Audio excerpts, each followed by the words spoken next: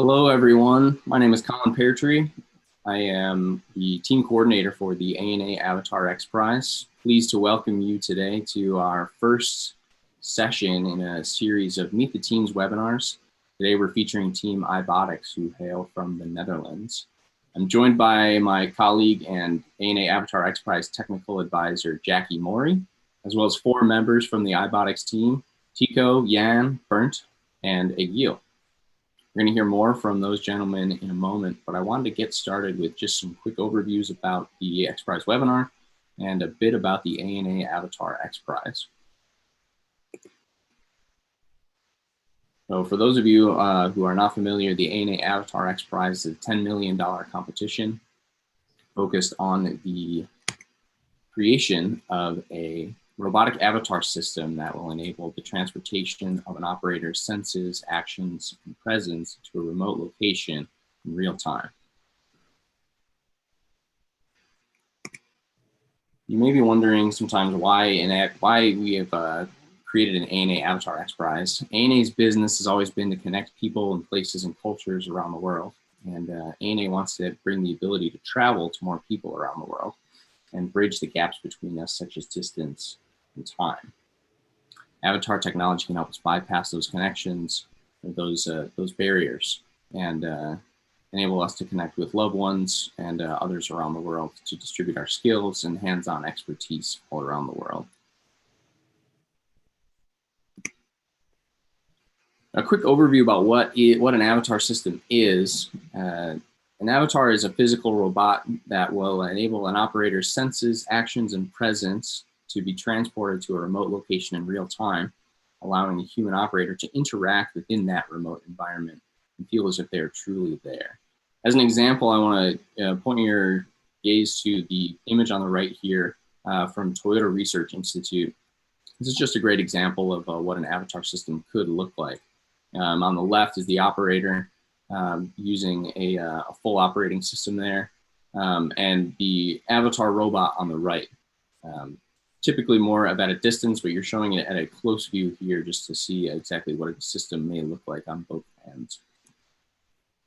We currently have 77 qualified teams from 19 countries working on this competition. This is an incredible global spread, and it's a clear demonstration of why this is a really global challenge. Among this group of people, among this group of teams, forgive me, is iBotix, who have joined us today. They are one of 2 teams in the Netherlands, and I would like to hand it over to Tico to give a brief introduction for himself and the rest of the team. Yeah, thank you, Colin. So my name is Tico Brug. I work for TNO, which is a Dutch research institute in the Netherlands. And my function for the iBotix team is the XPRIZE coordinator. So my function is to actually steer the team in a direction that aligns with the vision of XPRIZE. And then I would like to hand it over to Jan van Erp, which is our technical and scientific lead of the team. Hey. So yes, my name is Jan van Erp. I'm a principal scientist with TNO and a professor of interactive systems at the University of Twente, both in the Netherlands. And I'm the scientific coordinator of the iBotix team. So I would like to hand it over to Norway. So hello. My name is Egil Ustheim. I'm a Vice President of Home and Healthcare, and we try to bring our robots into the homes of every person's. And this XPRIZE competition, and together with iBotix, is a great opportunity for us. And I want to hand it over to Bernd. Hello. So hi, we're Eve from Norway. So this is Hello the Robotics avatar that we are using together with iBotix in the XPRIZE competition. And I am Bernd. I'm the CEO and co-founder of Hello the Robotics. And we'll get back to more with the robot later. Wonderful. Thank you, Bernd. And nice to see you, Eve, as well. Thank you all for joining us again today. It's my understanding that iBotix is actually a consortium of a number of different companies. And I'm interested to hear a little bit more about that, because I know that the 4 of you that are on the call right now are actually just a representation of a much larger team. Jan, could you tell us more about? Yeah, sure. Yeah, Colin, thank you. Yeah, you're right. We are composed of 6 different organizations. You see our logos here. And let me just spend a few lines on each of them. So on top, you see the logo of Sensix. Sensix is actually a Dutch company based in the Netherlands, and they make these amazing sensory reality pods. So imagine stepping into a cabin and they can transport you to any place, real or virtual, through audition, vision, touch, smell, wind, temperature, you name it, they add it, so it's really immersive. The second logo is of ETH Zurich, one of the top tier universities, and they bring in their expertise on robotics and also their 4-legged robot called Animal through their spin-off company, ANA iBotix, I must say.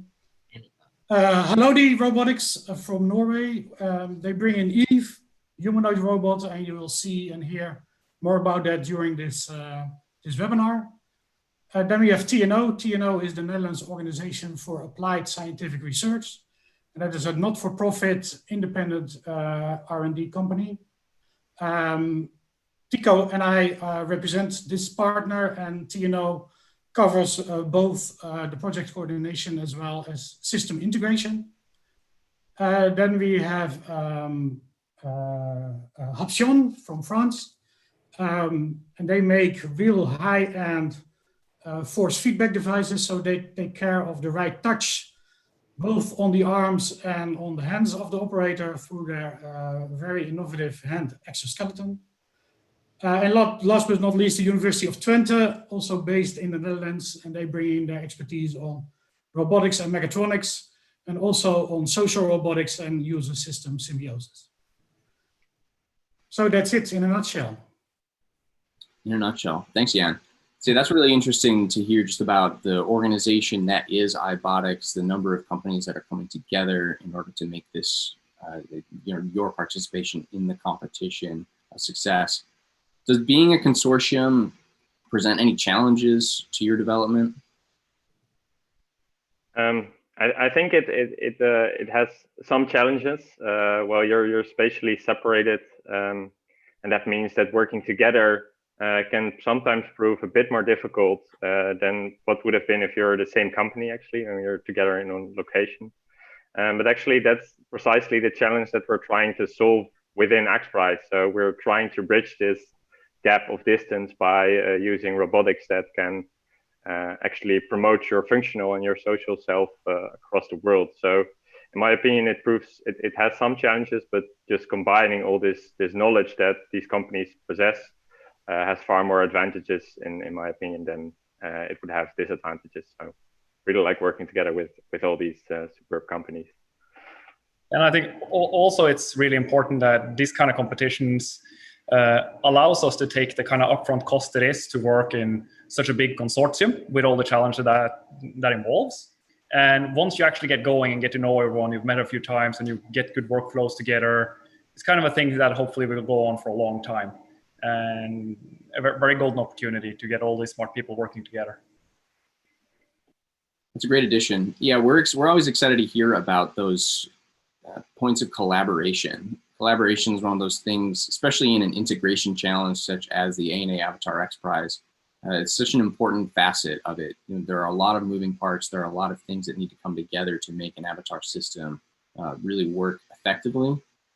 And so it's great to see iBotix as an example of a team that is really taking advantage of a combinatorial approach.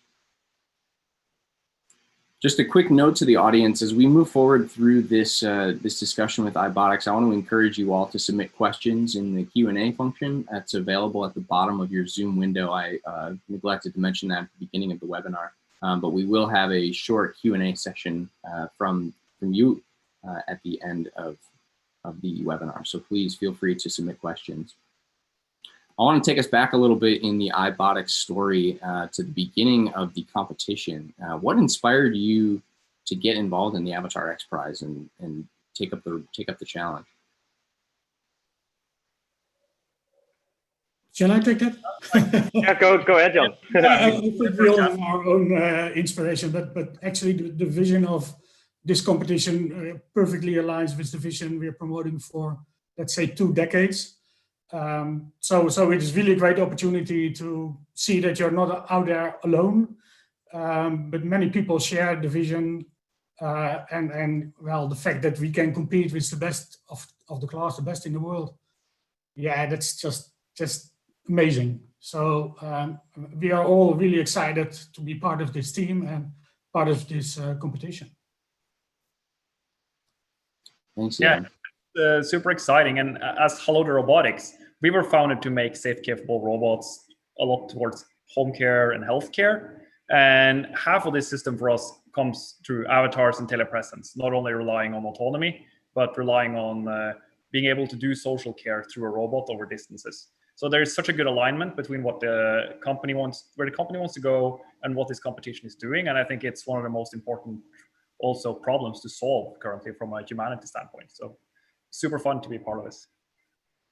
Yeah, and I think that's one of the perfect examples why it's for us so good to join this competition, because we're with quite a lot of people, and this competition really helps us focus to achieve a goal. And I think you've given us a very strict deadline when that goal should be finished, so that will help us achieve that in that time frame.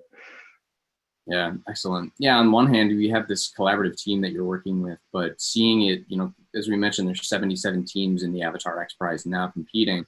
So, you know, seeing from you as being one of those 77, seeing such a large number of other teams, you know, it can inspire you to continue your work, make it better. So while there is this facet of collaboration that comes with integration, there is also this a clear competition as well. There is a spirit of making something that is really high quality and working with a lot of other groups to make that happen. Yeah, and you mentioned when you were talking about what inspired you to get involved, the vision of iBotX, and I was hoping that you or any of you could actually talk more about what your vision is and how avatars fit into the vision of the future that you're working toward. Sure. Shall I kick off? Well, when I told you we were advocating this vision for at least 2 decades, and it's interesting because a lot of research and a lot of research groups really focus on autonomous robots, while we see that autonomous robots and human-controlled robotics can coexist, and especially facing the many challenges in Europe and all around the world, the vision of not only socially connect each other, but you know, access, equal access to care and to education, equality in the labor market. It's not longer about your age or your strength or your stamina. It's all about your skills. Less commuting, less pollution, probably solving part of the urbanization issue, because you don't have to travel to work, work can come to you. The safety of people working in critical and often dangerous jobs. Those societal issues all drive us. And we think that together we can work on a unique solution. And you'll see more about it when Halodi shows their excellent humanoid robot, state of the art. And I think as a consortium, but also as all partners in this competition, we can really bring a change to the world in a positive way. I think that's a great addition to us, that we can tap into this research and learn from what others has tried for many years when we are deploying our robots, and to get faster into the market with much more experience than if we wouldn't have this type of collaboration. So we're happy to do this back and forth, even though sometimes this takes more time on our side to integrate this, but it's well worth the effort. This is too large of a project to do alone, right? We could not hope to do this if we were doing this alone. And really good collaboration with research institutes and academia is it's essential. It's a really great point. Yeah, having those resources come together in that way is really, really essential. I couldn't agree more. You know, Jan, you mentioned a lot of different facets of how avatar technology could impact the future, whether it be, you know, bringing work to a person who is, you know, a skilled laborer, but may not be able to access the work that is needed in their community, or you know, age-related issues, skill-related issues. I'm curious how that thinking in that capacity, and with a lot of changes that are happening around the world recently, has your work over the past even 6 months, a year, or even over the decades that iBotX has been around, has that changed, especially in the looking through the lens of the Avatar XPRIZE? Shall I start again? Yeah, Tycho, you can probably add something. Yeah, I can sure. see that you're ready to jump in, so go ahead. I think, especially seeing the recent changes, the way we work together have changed enormously, of course. And what we see now is that we use now all these digital means of performing and collaborating together, but it's not truly like being together in the same room. You talk via a screen, and I can kind of see you, but if I'm looking at you, I cannot really make eye contact with you. So just to kind of pick on the recent topics or the recent changes due to COVID-19, it really proves that these technologies can make such an impact, because even in the face of a pandemic, you can then feel together. And even if you're in a risk group like the other, you can actually feel together.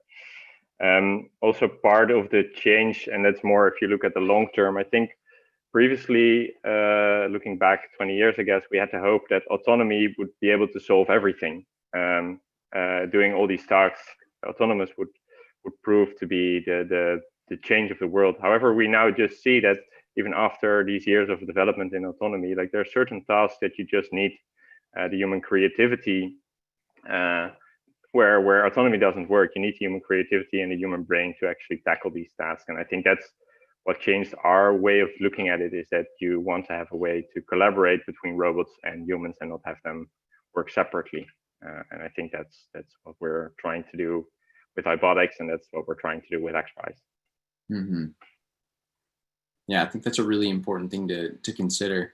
I mean, especially when you're combining the robots with humans and having that interaction. Not only is there a human operating these avatar systems, but there's typically, or in many cases, there are what we call recipients. So there is a human who is interacting with that robot on the other side. And one of the main goals of the Avatar XPRIZE is conveying that human-to-human sensation, or that feeling of presence. I'm curious just about your thoughts on the use cases that your team primarily envisions being fulfilled by an avatar system. We've talked a lot about the impacts that it could have on a number of different areas. Are there specific use cases that you're working toward for the iBotX team? We're focusing directly on two. I'm going to talk a bit about those two, but I also think that it can have impact all over the world. The first one that I want to talk about is inspection and maintenance. And there you really see a problem if you want to have, you just have a very limited amount of expertise. And if you want to bring this expertise to a platform, for example, on sea that's transforming electrical energy towards something that's useful, if you want to apply that expertise there, you need to fly an expert there. It takes a lot of time. Downtime will cost millions for the industry. So being able via XPRIZE or via technology to bring that expertise via a robot there would prove an enormous impact financially. And then there's the other use case, which I think is maybe even more exciting because it involves a lot of social connection. And that's the remote care and remote healthcare. And I think I will kick it off to the guys at Halodi, because they're really focused on this. And I want them to tell what their vision is. Yeah, thank you, Taco. It's I think that they're both super exciting use cases. But for us, like you say, healthcare and specifically home care really is the main focus. And we see, for example, today, not only due to the pandemic, but also before that, just efficiency in humans having to drive for half an hour to assist someone for a few minutes in a very chaotic workday. It's very inefficient use of human resources. And we really envision having these systems coexist, like we're talking about, both autonomy together with the remote presence through a robot, but also together with the service still being carried out by humans. So it's more about robots being tools for humans being efficient. So if you're being taken care of, you would like your time with human contact to actually focus on you, not on the tasks that needs to be done around your home. And you would like the independence of being able to get out of bed when you want to, get food when you're hungry, all of these things. And a lot of these tasks are relatively repetitive, even in a home.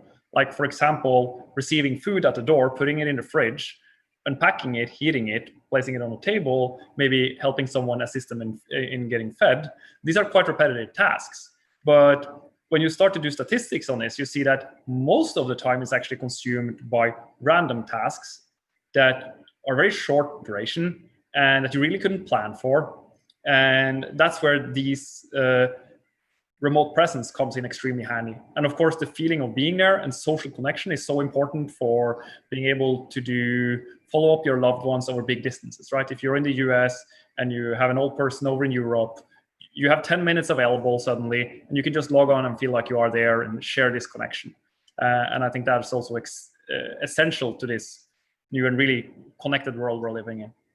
When we talk to the healthcare providers, that they already have systems in place, but they're mostly like input systems. So they give their feedback that something should be done. So if you're in the chair and you cannot bend down to pick up your remote control, you can ping someone and you can ask them to come and do it, and they will be there in 2 hours. But now you can actually log on and you can help them pick it up, and here you go. And then the service is done. And this type of low-hanging fruits are present in the market, and we would like to learn through this experience together with the iBotix team to tackle these tasks.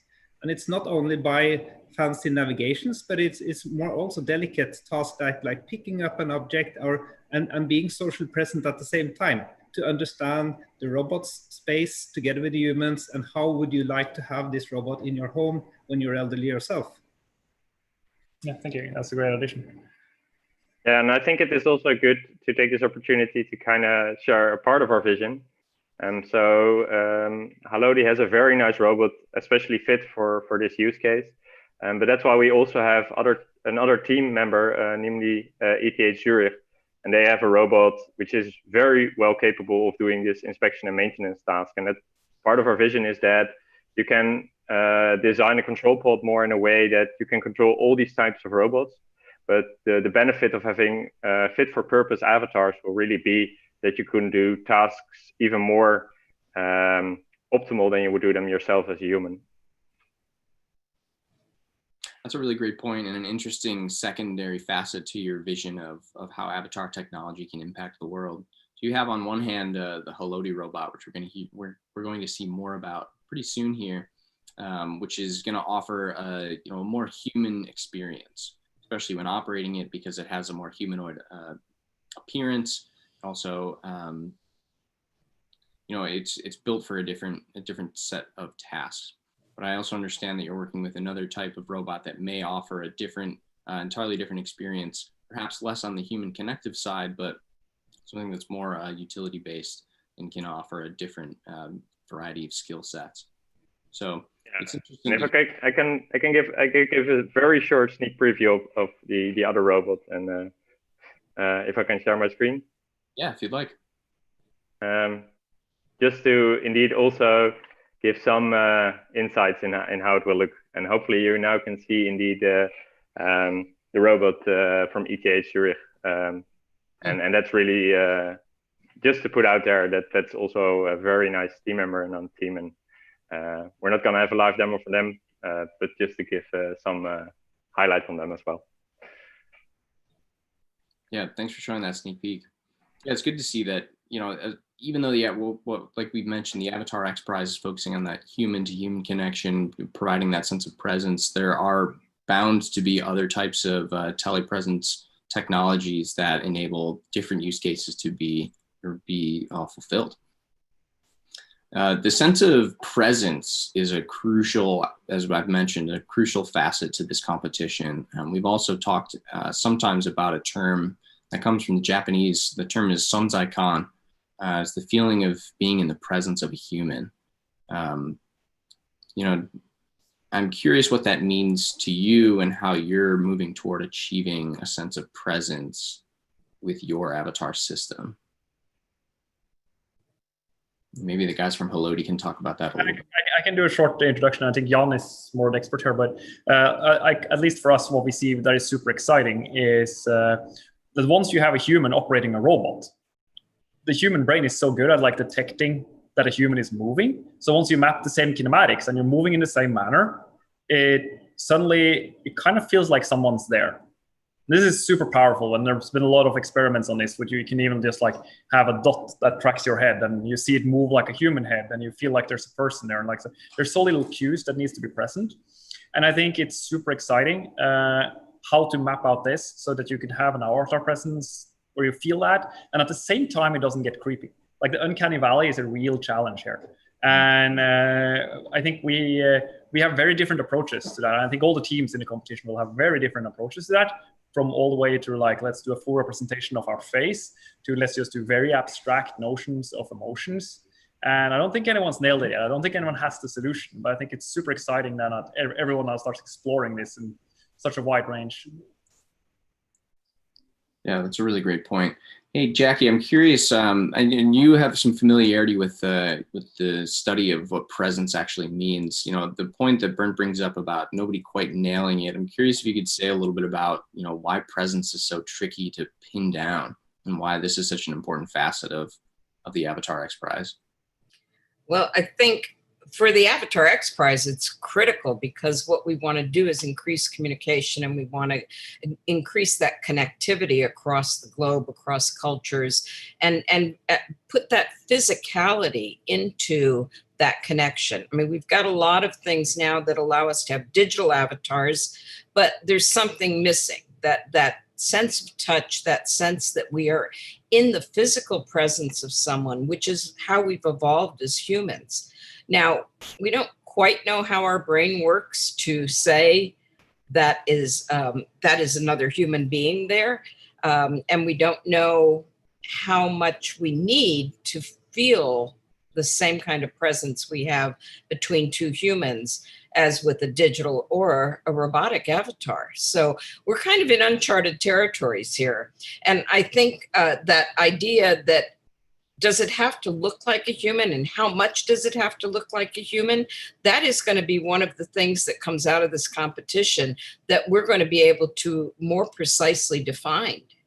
We as humans, we respond to everything from cartoon characters all the way up to the kind of high quality digital doubles that are in films. But when it's in front of you, what makes the difference? And how do we gauge the emotions of the other person with whatever that physical robot can give us? So again, I think one of the outcomes of this competition is that we'll get closer to that answer.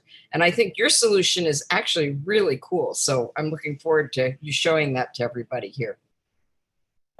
Thanks a lot, Jackie. That means a lot. And I think it's really interesting, like you say, and I think one of the big things here is, so like early on in VR, a lot of people was using, for example, vertigo to give you the sense of presence. Well, essentially you're only trying to make someone dizzy, and therefore you feel that you're there.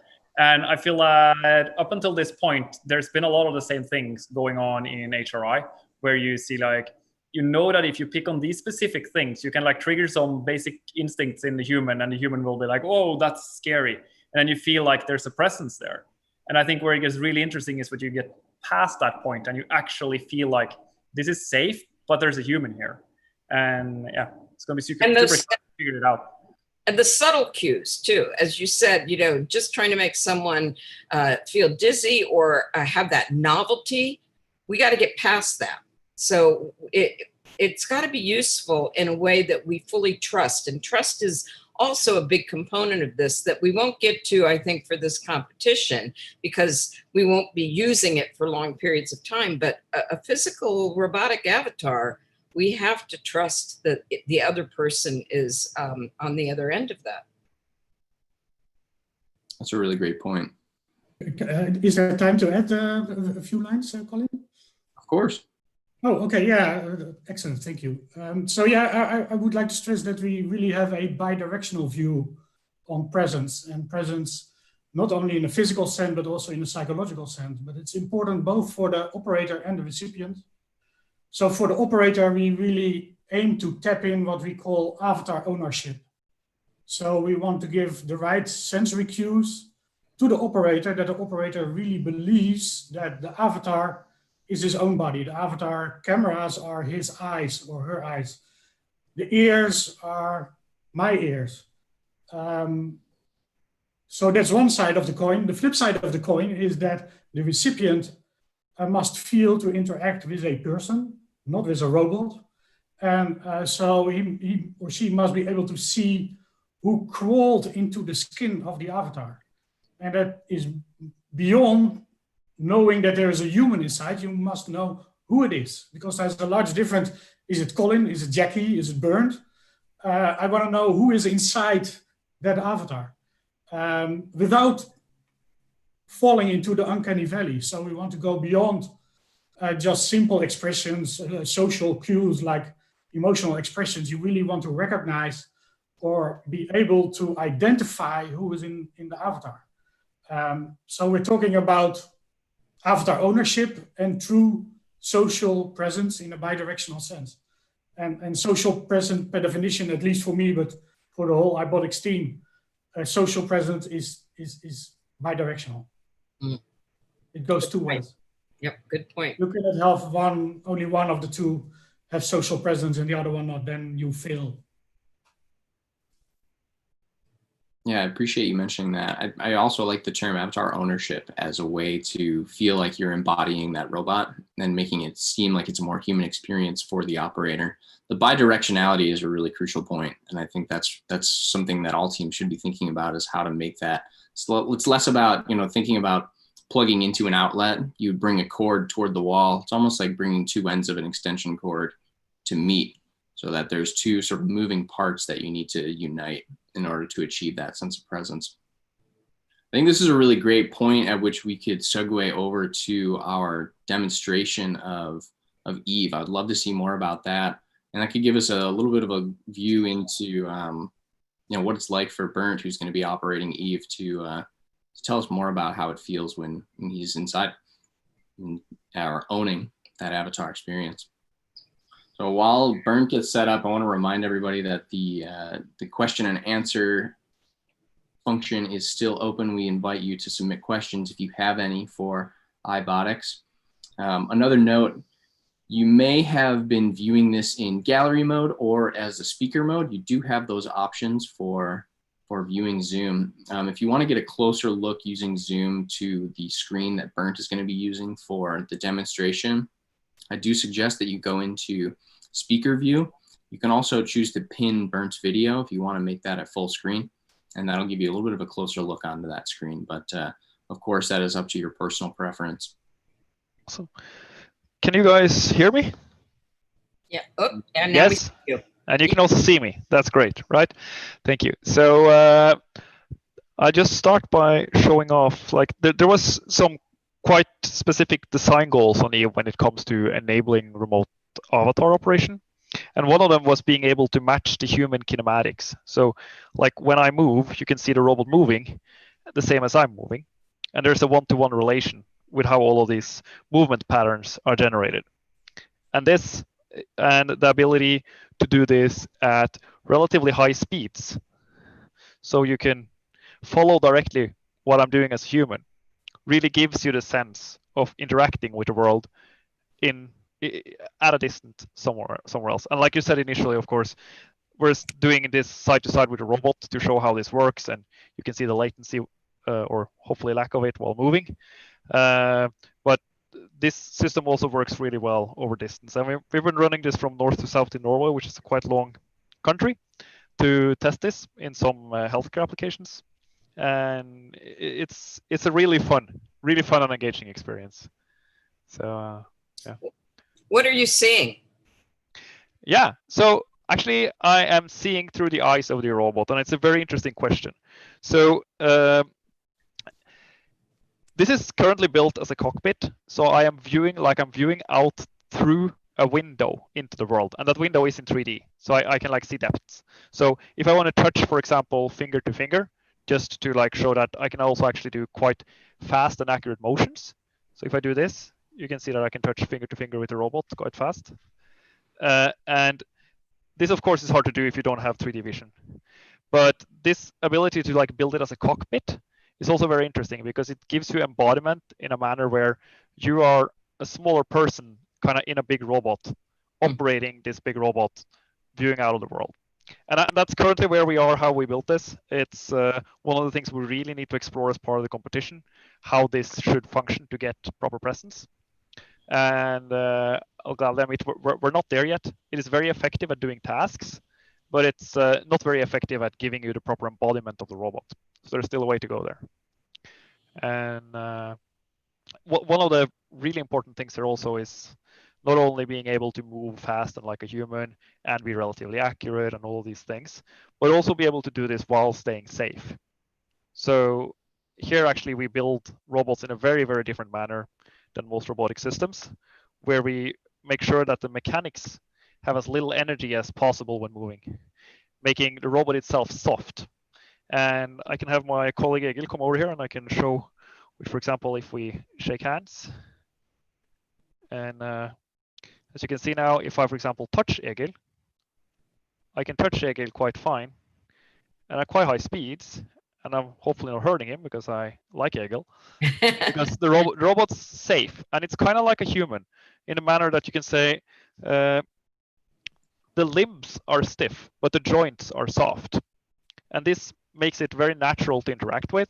And it also enables you to interact with the world in a much smoother and faster manner, even if you don't know exactly where things are. So if I want to touch my wrist, for example, and I don't know exactly where it is, so I'm missing, it doesn't matter if I actually hit it because the force is very low.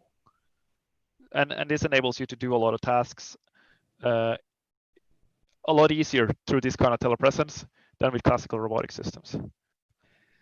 And then I saw there was a question, very good, very interesting question from the audience, with like, what's the payload? What can we do? Because one thing is having coming over with the weight. Yes, this is a 5 kilogram weight. The payload is actually 8, but this was what we had lying around. So you can now see that I can move around a 5 kilogram weight, and it's not a problem for the system. And the actual payload is like straight arm payload, 8 kilograms per arm. So it is about as strong as an average human. And that enables you to really do all of the things from more gentle tasks where touching someone gently is very important to the more dull and dirty tasks where you don't want humans. And we're using the system towards nuclear, everything from like pandemics towards nuclear decommissioning, and also in the long run towards healthcare. We have a couple more questions here. Yep. One is, it looks like the size of the eyes are changing sometimes. What is that based on input? What kind of input is that based on? Currently, that is actually, I just have a boring answer to that. That is a loop of facial animations just to show some expressions and what is possible. But it's one of the things that we're really looking forward to the development of now in the XPRIZE, how to use all of these expressions to enable mirroring of emotions and get proper social presence. And like Jan said, there's a lot of depth to go into there. And also how you kind of mix these simple expressions with actually ownership of the avatar. And luckily we have some time left before we have to figure this out. But I think it's going to be a lot of hard work. Yeah, that's your next year's challenge. It is. So the other question is, are you getting haptic feedback in those controllers?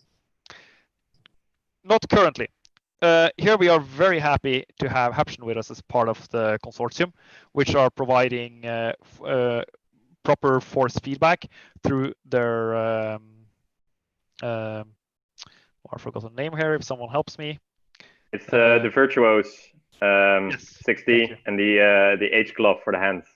Yes, and that will really lift this experience to a completely new level, right? So that's going to be super exciting to integrate that, and we're currently entering into the first integration week. So really, really looking forward to feel how that entire system comes together, and also together with the sensor pod and getting the feeling of wind, smell, temperature, all of these things. And again, going back to VR, right? So it's VR really shows us how powerful these small cues are to the human brain. And just adding a bit of vibrations in your hands makes all the difference. And it's going to be so exciting to see to what level we can actually take this when you integrate all of these systems into one system.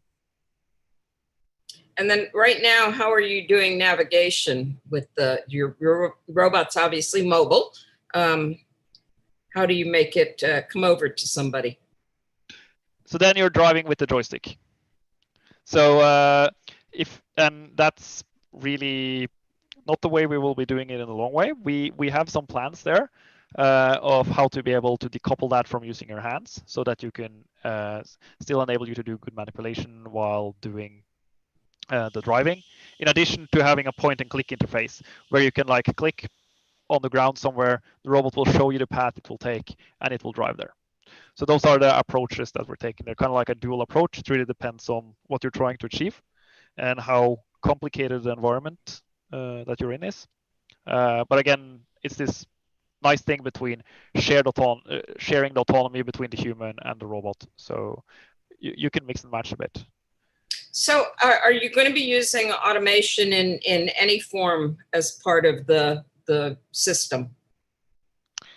There is a lot of automation here already, but it's maybe not the typical thing you would think about as automation.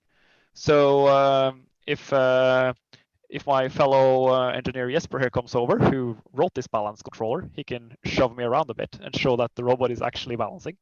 And this approach to active balancing is really, really important to be able to do heavy tasks. Because if you're as strong as a human, and I think Tycho's picture of the animal was a beautiful picture that brings this into light today.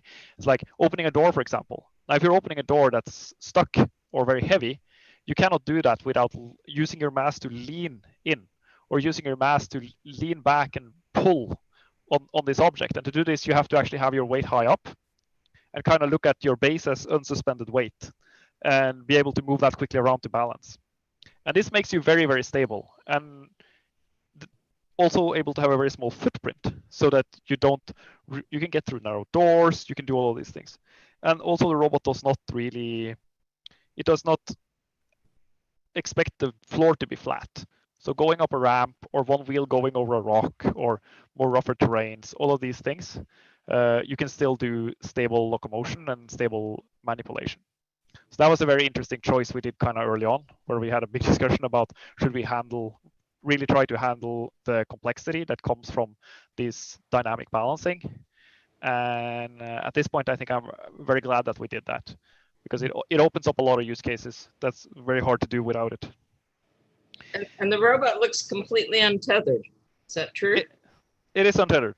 And I think that's also an interesting point when it comes to this with like dynamic balancing and this modern approach with whole body control and contact points and how it can compute how to balance, is that you can really use it to extend your workspace.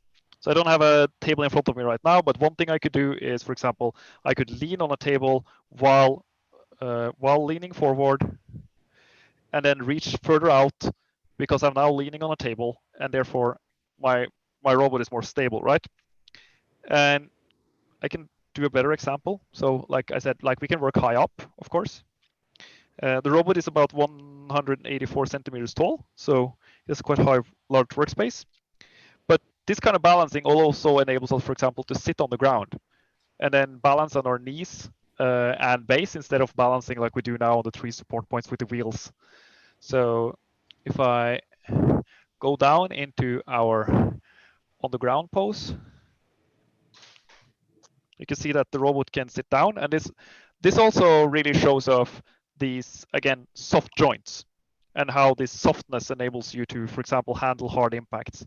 So you can sit down on the ground quite fast without the danger of destroying the robot, because there's inherent damping to this entire system, and there is really no gears to destroy by having these impacts.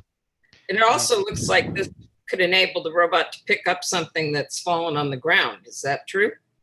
Yes, so we can work on the ground, and we can, like, the working envelope of the robot is very big, which has really been important, right? Because if you look at in general if you look in general at the home care application, then it would be not so good if we had a home care robot that could not help you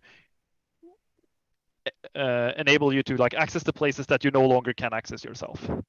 And there's a lot of interesting applications there. With one thing is picking up the remote, but also things like one of the biggest expenses in Norway from like a healthcare perspective and home care is putting on support stockings in the morning, because you need to go out to every patient and help them for them to get out of bed.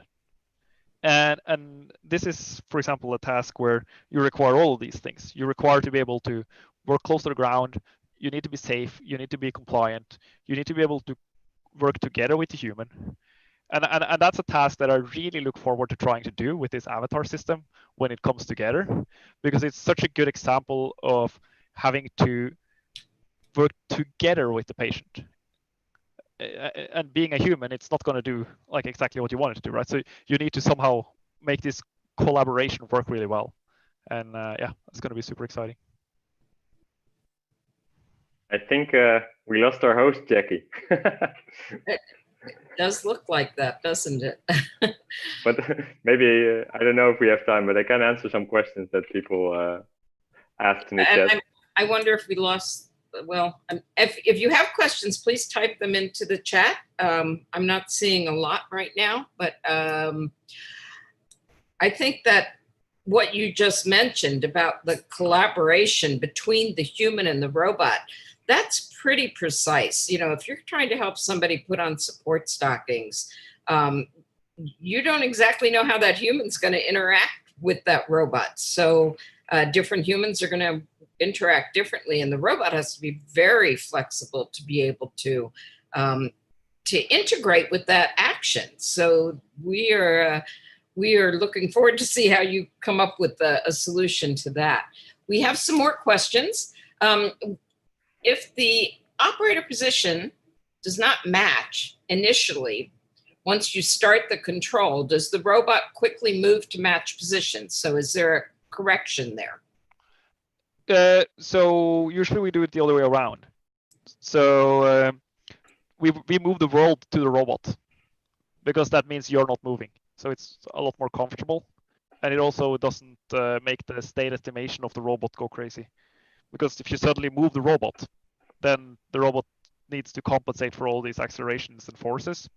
So even though it sounds kind of counterintuitive, it's better to move the world to the robot. So you kind of move the world so it's aligned correctly with the robot.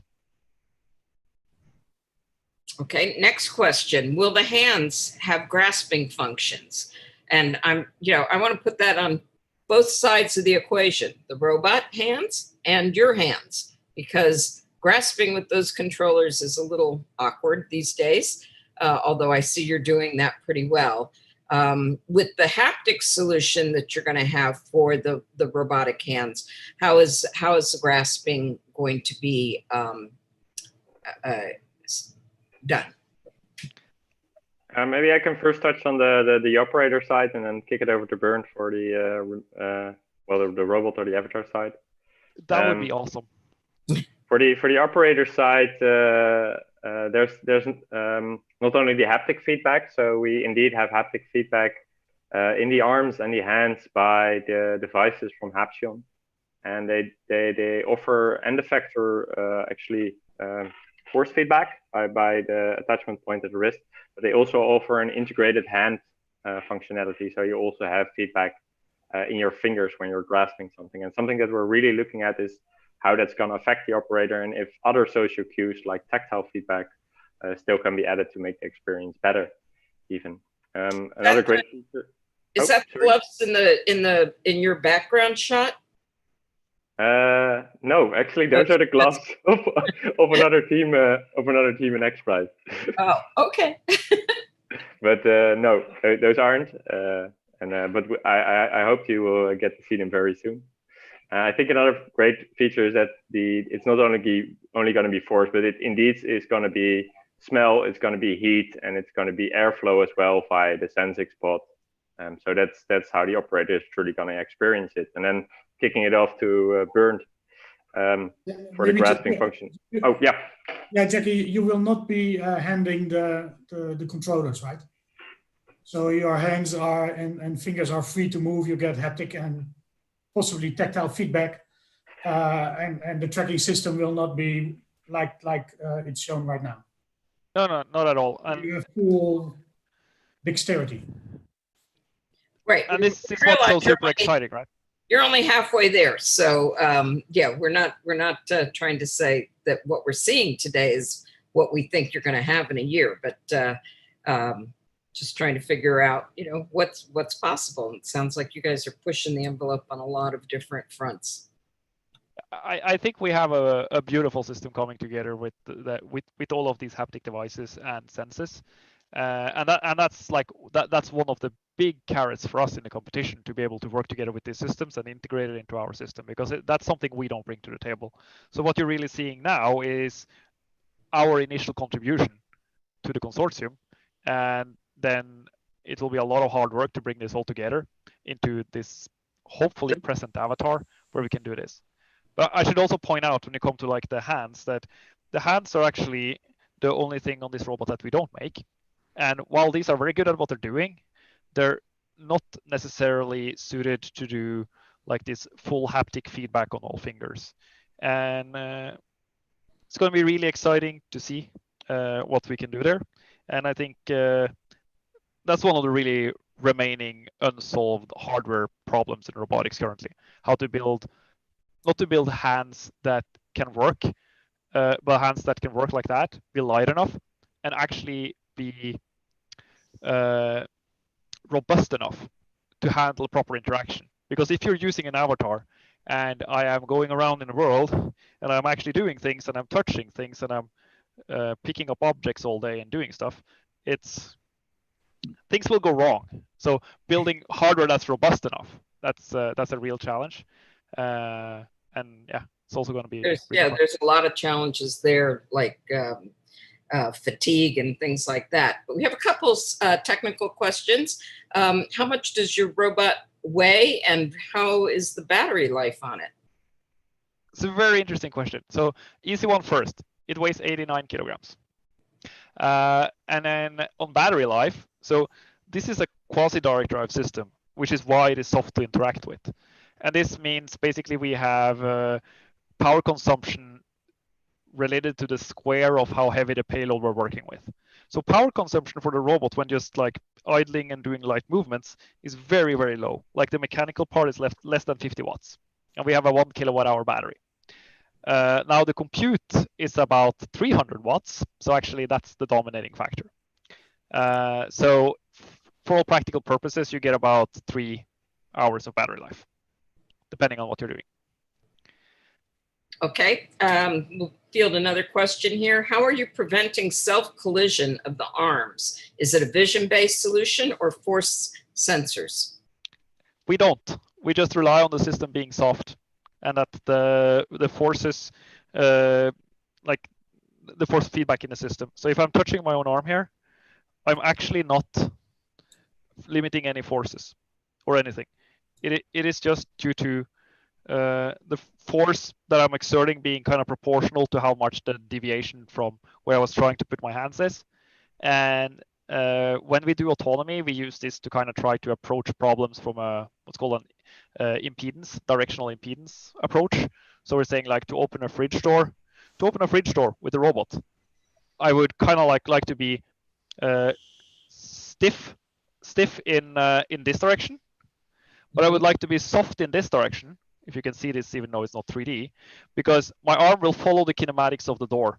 And if the kinematics of the door is slightly off, I want my robot to just comply to that and still open the door. And this also works relatively well for human operators. And we're not revealing quite yet. We have some ideas, but we're not done yet on how you also map this into the operator. So that, but of course, having the haptic feedback here helps a lot. So you're able to map the forces. So I would feel just like if I was not operating an avatar, I would feel how much am I actually applying of force here, because my hand would stop. So at the self intersection, my hand would actually stop. I couldn't put it further down because the haptic feedback device would prevent me from putting it further down on the operator side. Okay, so I want to go back to one of the very early questions we had, and this one's probably for Tico. How do you establish common design standards during this multi-organizational collaboration you've got going? How do you keep everybody on the same page, Tico?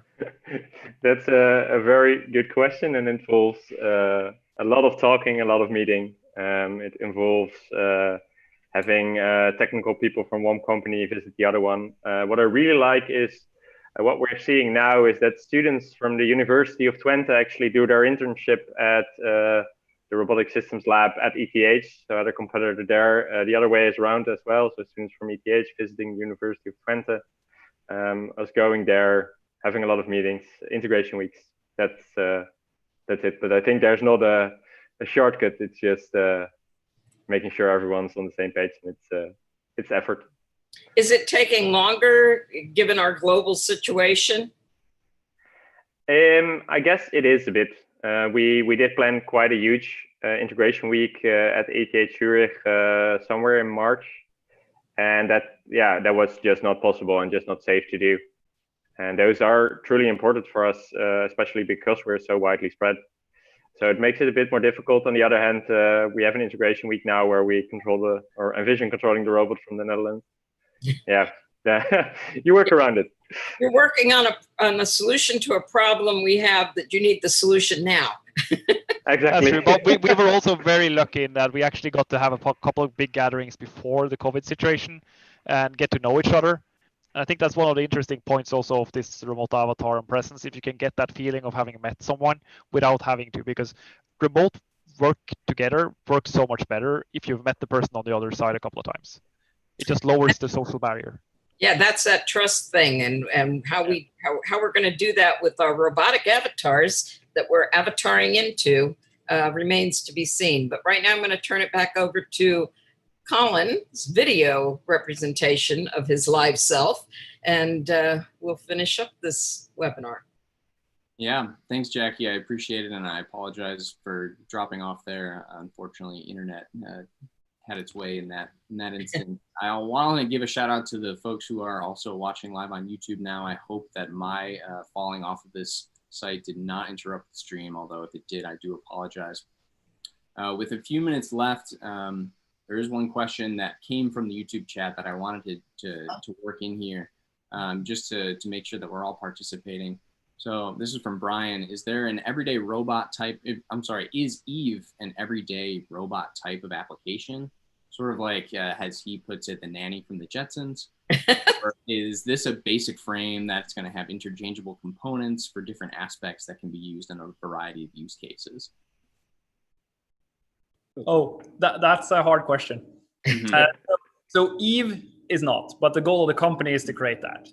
So I think the Jetsons is a good example. Although we do acknowledge that even if you could make the hardware to get there today, I'm not sure you could do that, but if you could do that, it's such a long way left to go on the software and AI, and there's so much we don't understand. So we need to find good applications in the meantime, where we can really prove that we give good return on investment. And that's exactly what this competition is about, right? So it is a golden opportunity to tackle these still very hard but solvable problems within robotics as we go there. And that's why we made Eve. So it was originally an internal revision of our hardware, where we said that, okay, we can't do this alone. We need to commercialize this and start selling it to academia, start getting collaborations going, and continue, of course, the development of our future generations of robots. But we need to start tackling the software problems now, and then we need to get the hardware out there. Yeah, and I think the fit for purpose avatar. So we've shown a lot of Eve today, but there's another avatar there, which is more fit for search and rescue, that kind of stuff. So really using modular robots fit for the purpose they're designed to do. That's how we're going to achieve this. Well, thanks for answering that. And thanks, Brian, for chiming in from YouTube. Yeah, that was a tricky question, but thanks, Brent, for addressing that.